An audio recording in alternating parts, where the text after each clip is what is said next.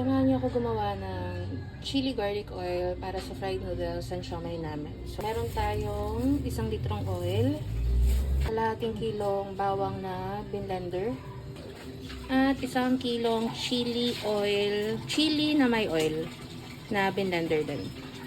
So, ilagay na natin yung oil pad. Gawin na natin yung garlic.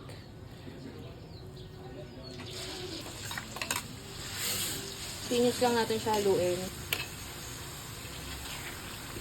Pwede na siguro natin lagay yung chili.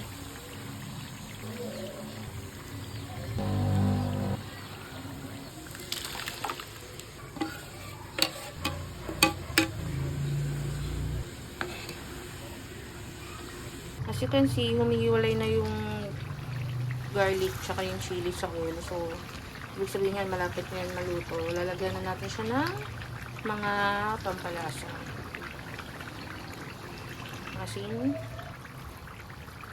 bechin, paminta. Then, haluin natin.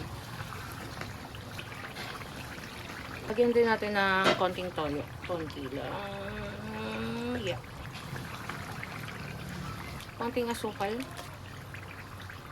Ting-ting-ting. Nagugas akong kamay. Last natin na ilalagay suka. Konting-konti lang. Para lang hindi siya mapanis agad. Tuloy lang natin ng mga 30 seconds to 1 minute. Para lang hindi mahilaw yung suka.